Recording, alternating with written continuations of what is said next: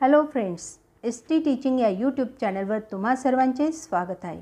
विद्यार्थी मित्रमैत्रिणींनो, प्रथम सत्र परीक्षेची तयारी करण्यात तुम्ही दंग झाला आहात. तुमचे परीक्षेचे टेन्शन किंवा तुमच्या मनावरील परीक्षेचा ताण दूर व्हावा आणि परीक्षेला आत्मविश्वासाने सामोरे जावे याकरिता संपूर्ण प्रश्नपत्रिका उत्तरांसह सोडवली आहे. एक दोनदा व्हिडिओ ऐकल्यावर प्रश्नांची उत्तरे सहजपणे लक्षात राहतील. म्हणून व्हिडिओ शेवटपर्यंत पहा. तसेच व्हिडिओला लाईक अँड शेअर करा. डिस्क्रिप्शनमध्ये लिंक दिली आहे, त्यात मागील वर्षाच्या प्रथम सत्र परीक्षेची व प्रथम घटक चाचणी परीक्षेची प्रश्नपत्रिका सोडवलेली आहे. तोही व्हिडिओ तुम्ही अभ्यासा.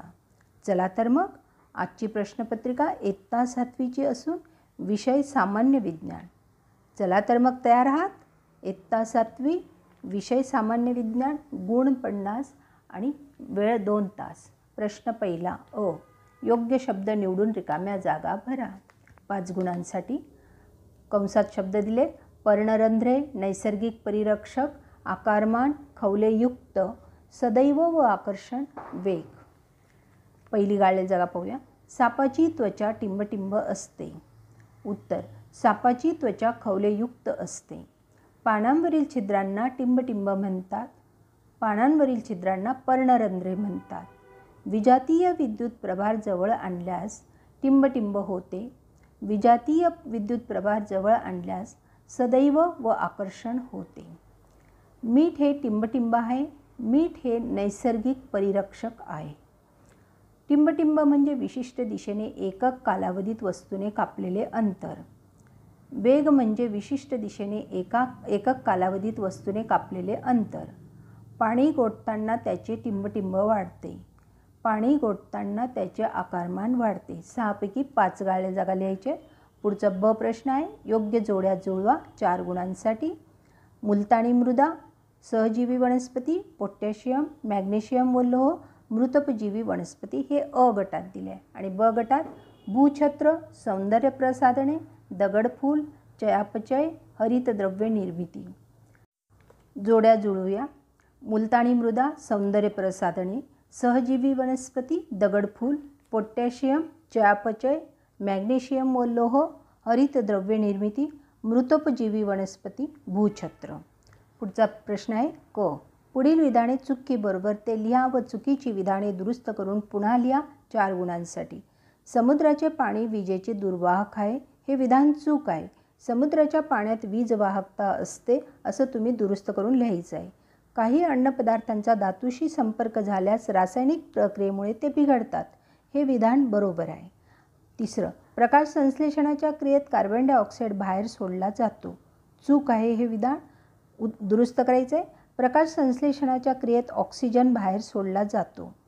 वस्तुमान ही सदिश राशी आहे तर वजन ही अदिश राशी आहे. हे विधान पण चूक आहे. वस्तुमान ही अदिश राशी आहे तर वजन ही सदिश राशी आहे.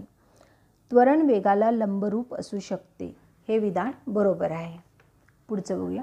प्रश्न दुसरा अ. नावे लिहा. प्रत्येकी कोणतीही 2 लिहायचे 5 गुणांसाठी. काटेरी आवरणाची फळे असणाऱ्या वनस्पती: फणस, एरंड, धोत्रा. उष्णतेचे सुवाहक: तांबे, लोखंड. स्वच्छताकर्मी: तरस, गिधाडे, कावळे.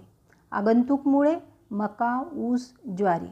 परपोषी वनस्पती: बांडगुळ, अमरवेल. मृदेचे प्रकार: मुलतानी मृदा, चिनी मृदा. 2 लिहायचे तुम्हाला. मी अजून 2 लिहून दिले: टेराकोटा मृदा, शाडूची मृदा. ब. विसंगत पद ओळखा 2 गुणांसाठी. गोठवणे, साठवणे, निवळणे, सुकवणे. यात साठवणे हे विसंगत पद आहे किंवा गटात न बसणारा शब्द. त्वरण, बल, वेग, चाल. चाल चाल ही अदिश राशी आहे व इतर सगळ्या सदिश राशी आहे. वहन, अभिसरण, प्रसरण, प्रारण. प्रसरण इतर सर्व उष्णता संक्रमणाचे प्रकार आहेत. क. प्रश्न. फरक स्पष्ट करा 4 गुणांसाठी. खोड आणि मूळ यातला फरक स्पष्ट करायची आहे. खोडाची वाढ जमिनीच्या वर होते. मुळांची वाढ जमिनीच्या खाली होते. बी रुजल्यावर त्याच्या अंकुरापासून खोड तयार होते. बीच्या आतून जमिनीच्या दिशेने वाढणारा भाग. खोडाच्या अग्रभागाला मुकुल असे म्हणतात. मुळाच्या टोकाच्या आवरणाला मूलटोपी असे म्हणतात. मुकुल, पेरे, कांडे हे खोडाचे भाग आहेत. आदिमूळ, सोटमूळ, तंतुमय मुळे, आगंतुक मुळे इत्यादी मुळाचे भाग आहेत. दुसरा फरक स्पष्ट करा आहे चाल आणि वेग. चाल, एखाद्या वस्तूने एकक वेळात कापलेल्या अंतरास चाल म्हणतात. आता वेग पाहूया. एखाद्या वस्तूने एकक काळात विशिष्ट दिशेने कापलेल्या अंतरास वेग म्हणतात. या राशीला दिशा नसते, या राशीला दिशा असते, म्हणजे वेगाला दिशा असते. चाल ही अदिश राशी आहे, वेग ही सदिश राशी आहे. प्रश्न तिसरा 12 गुणांसाठी. पुढील प्रश्नांची थोडक्यात उत्तरे लिहा. मृदेचे विविध उपयोग कोणते?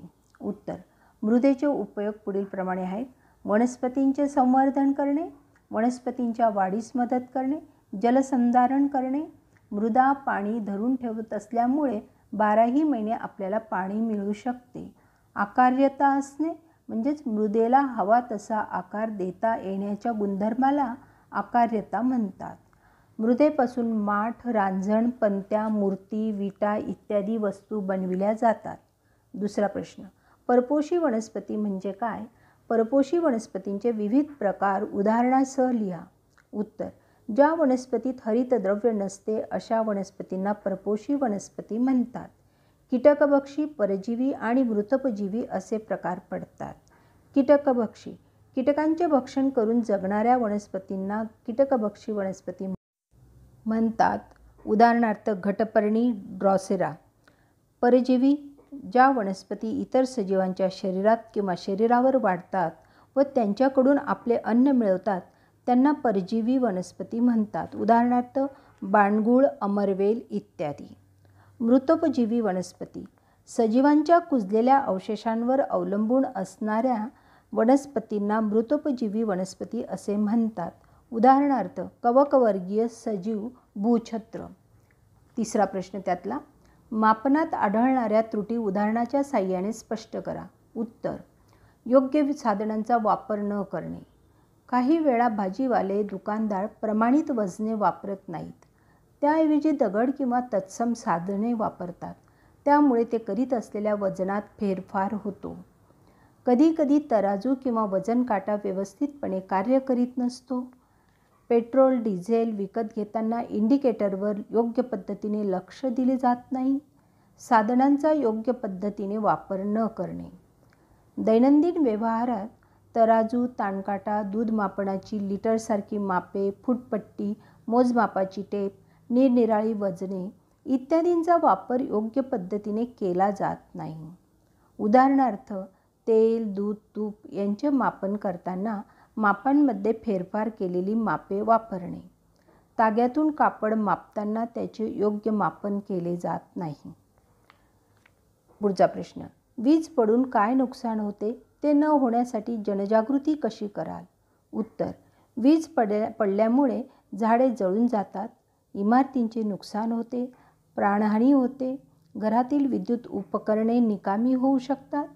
वीज पडण्याच्या आपत्तीपासून संरक्षण करण्याकरिता विजा चमकत असताना घराबाहेर पडू नये असे लोकांना समजावून सांगावे. वीज चमकत असताना छत्रीचा वापर करू नये. तसेच धातुसदृश वस्तूंपासून दूर राहावे. पाण्यात उतरू नये. उंच ठिकाणी जाऊ नये. इमारतींवर तडित रक्षक बसवून घ्यावा.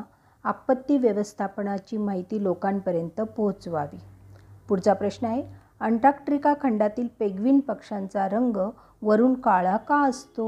उत्तर: अंटार्क्टिका खंडात वातावरणाचे तापमान कमी असते. काळ्या रंगाच्या पदार्थावर किंवा वस्तूवर पडणाऱ्या उष्णता प्रारणाचे मोठ्या प्रमाणावर शोषण होते. पेंग्विन पक्ष्यांचा रंग वरून काळा असल्याने उष्णतेचे मोठ्या प्रमाणावर शोषण होऊन त्यांना त्यांच्या शरीराचे तापमान कायम राखण्यास काळ्या रंगाची मदत होते. म्हणून थंड हवामानाशी अनुकूलन साधून पेंग्विनचा रंग वरून काळा असतो. प्रश्न चौथा अ, शास्त्रीय कारणे लिहा 8 गुणांसाठी. कीटकभक्षी वनस्पतींचा रंग आकर्षक असतो. उत्तर: कीटकभक्षी वनस्पती कीटक खातात आणि आपल्या अन्नाची गरज भागवतात. अन्नाकरिता कीटकांना स्वतःकडे आकर्षित करून घेण्यासाठी त्यांचा रंग आकर्षक असतो. पुढचा प्रश्न, 5 अंश सेल्सिअस तापमानाला अन्नपदार्थ सुरक्षित राहतात. उत्तर: थंड तापमानात जैविक प्रक्रिया होत नाहीत जीवाणू, बुरशी यासारखे उपद्रवी सूक्ष्मजीव अन्नपदार्थांवर परिणाम करू शकत नाहीत, म्हणून अन्नपदार्थ 5 अंश सेल्सिअस तापमानावर सुरक्षित राहतात. तिसरा प्रश्न, ठराविक कालावधीनंतर वजन व मापे प्रमाणित करून घेणे आवश्यक असते. उत्तर, नियमितपणे व सतत वजन व मापे वापरताना त्यांचा आकार बदलतो, तसेच त्यांच्या धातूंची झीज झाल्यामुळे प्रमाणित न राहण्याची शक्यता अधिक असते. त्यामुळे मापनाच्या वेळी ग्राहकांची फसवणूक होऊ शकते. ग्राहकांची फसवणूक टाळण्याकरिता वजन आणि मापे यांची तपासणी करून प्रमाणित करणे आवश्यक असते. हिवाळ्यात गवतावर दवबिंदू जमा होतात. उत्तर, हवेत पाण्याची वाफ म्हणजेच बाष्प असते. हवेचे बाष्प धारण करण्याची क्षमता तापमानावर अवलंबून असते. हिवाळ्यात रात्री तापमान कमी झाल्यावर ही क्षमता कमी होते व तापमान फार कमी झाल्यास वातावरणातील जास्त पाण्याचे गवतावर संघनन होऊन त्याचे दवबिंदू तयार होतात. त्यामुळे हिवाळ्यात गवतावर दवबिंदू जमा होतात. ब प्रश्न, पुढील प्रश्नांची उत्तरे लिहा 6 गुणांसाठी. सुबक व नामनिर्देशित आकृती काढा. थर्मास फ्लास्क किंवा जास्वंदीच्या फुलाचा उभा छेद. कोणती एक आकृती तुम्हाला विचारली जाऊ शकते, म्हणून तुम्हाला आकृती दिलेली तिचं निरीक्षण करायचे आणि तिला नावं पण व्यवस्थित द्यायची आहे. पुढचा प्रश्न, एकसारख्या वेगाने चाललेल्या मोटारीला थांबविण्यासाठी 1000 न्यूटन बल लावले, तरीही मोटार 10 मीटर अंतर चालून थांबली. या ठिकाणी कार्य किती झाले?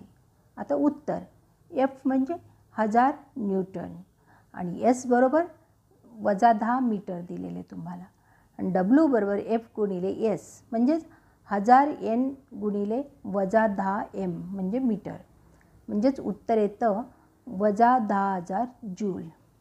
पुढचं प्रश्न तिसरा, पुढील चित्राविषयी स्पष्टीकरण तुमच्या शब्दात लिहा. चित्र अ मध्ये जमिनीला पडलेल्या छेदात पाणी दिसत आहे. हे पाणी द्रव स्वरूपात आहे. चित्र आ मध्ये याच पाण्याचे बर्फ होत आहे. हवा जास्त थंड झाल्यामुळे पाण्याचे तापमान कमी झाले. तापमान 4 अंश सेल्सिअसपेक्षा कमी झाल्यामुळे ते बर्फ बनते. 4 अंश सेल्सिअसपेक्षा कमी तापमानाच्या पाण्याची घनता कमी होते व त्याचे आकारमान वाढते. 4 अंश सेल्सिअसपेक्षा कमी तापमानाला पाणी प्रसरण पावते. हे प्रसरण पावणारे पाणी बाणाच्या साहाय्याने चित्र आ मध्ये दाखवलेले आहे. पाण्याच्या असंगत वर्तनामुळे हा छेद रुंदावलेला दिसतो. अशा पद्धतीने तुम्ही स्पष्टीकरण द्यायचे आकृतीचं. विद्यार्थी मित्रमैत्रिणींनो, आजचा व्हिडिओ लक्षपूर्वक ऐकल्याबद्दल मनापासून धन्यवाद. तुम्हाला कोणत्या विषयाची प्रश्नपत्रिका सोडून हवी आहे ते कमेंट्समध्ये लिहून कळवा. तसेच तुमचा सामान्य विज्ञानाचा पेपर झाल्यानंतर कोणते प्रश्न आले होते तेही कमेंट्स करून कळवू शकता. धन्यवाद. पुन्हा भेटूया एका नवीन व्हिडिओसह.